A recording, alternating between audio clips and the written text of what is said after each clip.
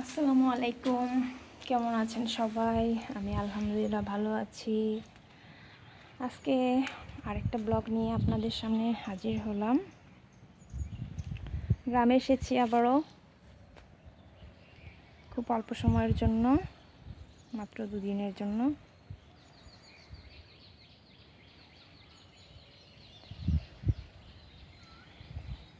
ভাবলাম যে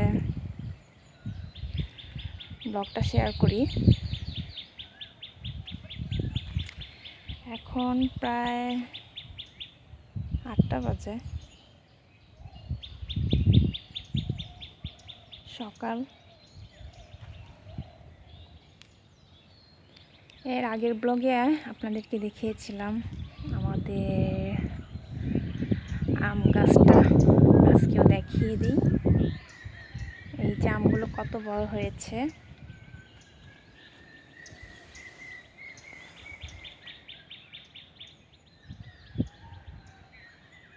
1 মাস আগের ব্লগ ছিল এটা মনে হয়। 1 মাসের মধ্যে আমগুলো কত বড় হয়ে গেছে, আলহামদুলিল্লাহ, মাশাআল্লাহ।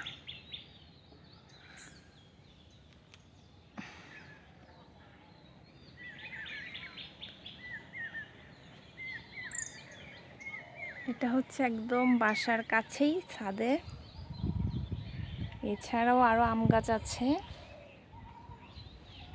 যে এটা আমাদের আরেকটা আম গাছ, একটু দূরে আরো ওই পাশেও আমাদের ঘর আছে।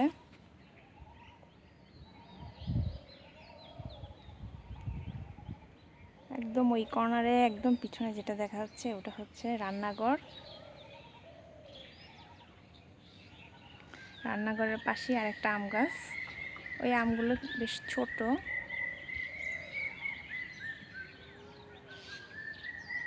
এই যে এখানে বোঝা যাচ্ছে না এতটা, খুব ছোট।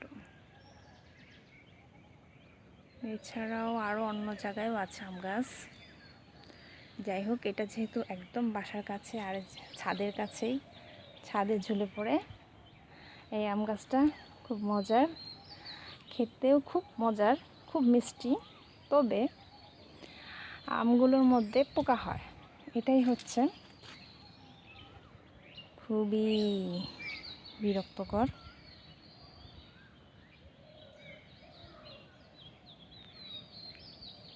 এই তো, এটা হচ্ছে আমাদের আব্বুর চাচাতো ভাইয়ের বাসা। আমাদের দাদার ছোট দাদার ছেলে, দাদার ভাই,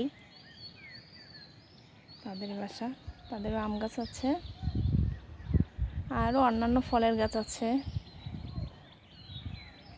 আসলে গ্রামে আসলে কোনো কিছুর অভাব হয় না, সবুজ আর সবুজ, আর প্রাণ ভরে মন জোড়ানো নিঃশ্বাস নেওয়া যায়। আবহাওয়াটা খুব ভালো।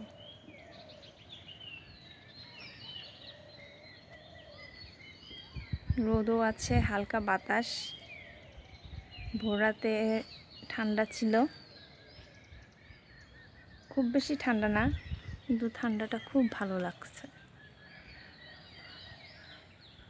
আর ওই পাশে মাছ চাষ করা হয়, মাছে খাবার দেওয়া হচ্ছে।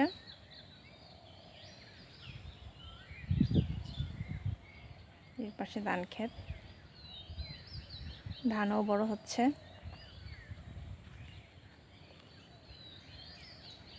আচ্ছা, আজকে নিচে যাই।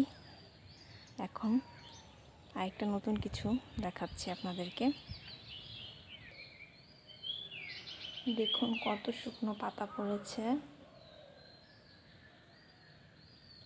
টিনের চালে একদম জমে আছে পাতাগুলো। নিচেও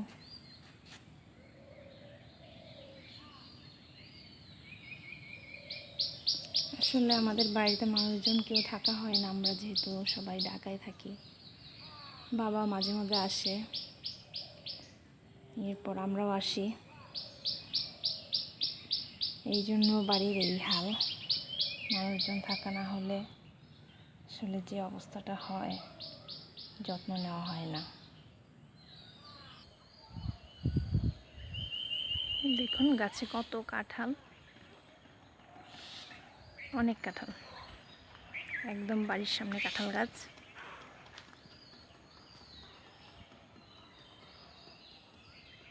কাঁঠালটাও খুব সুস্বাদু।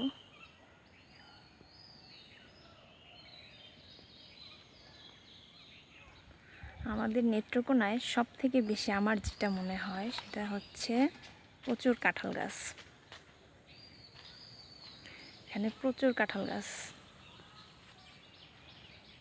পুকুরটা শুকিয়ে গেছে, আবার পানি হবে।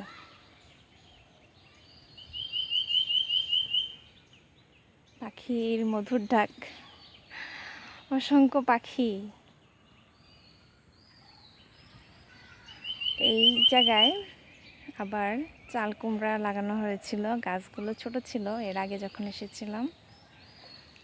এখন একদম গাছগুলো বড় হয়েছে আর বেশ চাল কুমড়া হয়েছে।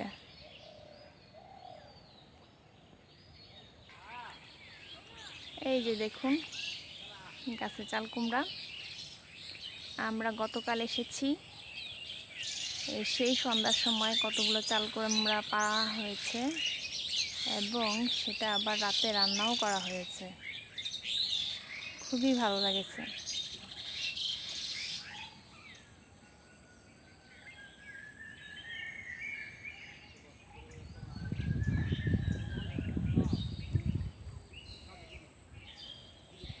আর এই পাশে পুকুর, মাছ চাষ করা হয়।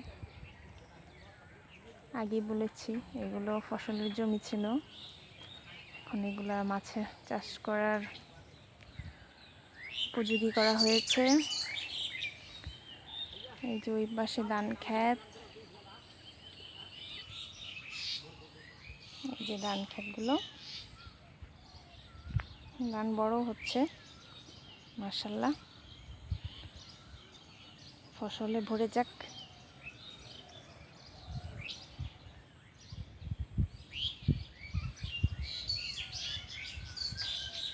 আজকের ব্লগ এই পর্যন্তই। নেক্সট আবার দেখা হবে অন্য কোনো সময়। সবাই ভালো থাকুন, আমার জন্য দোয়া করুন। আসুন সবার জন্য দোয়া করি, সবাই ভালো থাকি, ভালো হয়ে চলি। আজকে এই পর্যন্তই। আল্লাহ হাফেজ।